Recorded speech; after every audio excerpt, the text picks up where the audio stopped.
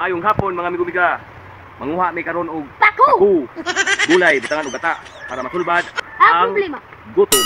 Kay diri sa amo sa Liti sa probinsya Ilobacan Liti mga amigo-miga, gibagdo taon ni, gibagdo. Wa mi kabay panagat kay tungod sa bagdo. Munang basta magkugi lamang ka, makasud-an ka. Gulay, paku. Bitangan og tuno. Pwede pod nato sila gisahon. Tuyo ra ibutang panakot.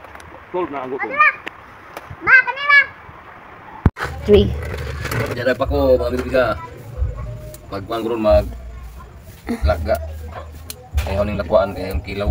Kami ni parisan og ginamos or bagoong lakwaan sa lakwaan lagaon niya kinilaw ba. Bagoong, kamatis, luya, sibuyas. Sulbad na ang panihapon sa paku. Dan kilaw. Ay pagkitaw niya ini ka man ning laga. Ang resulta sa pagkilaw sa paku niya.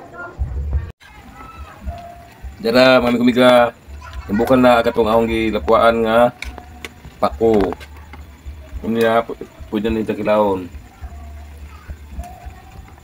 Ato ning ibutang sa pataksan niya suka, panakot o bagoong o ginamos, tawag sa mo ginamos. Lami na kayo ni mga amigo-miga. Libre na ang sudan ni. Para sudan dami ni sa kinilaw.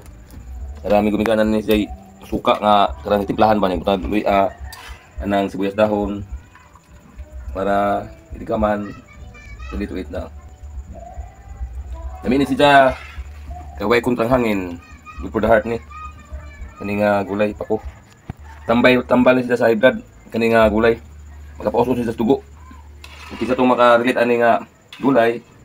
Ani siya nga gulay mo ni tambal sa high blood. Kanang pako. Usog ni siya maka-pauso sa dugo sa tao. Makaon ka ni or binag sa tulak sa dugo. Tagsana nimo.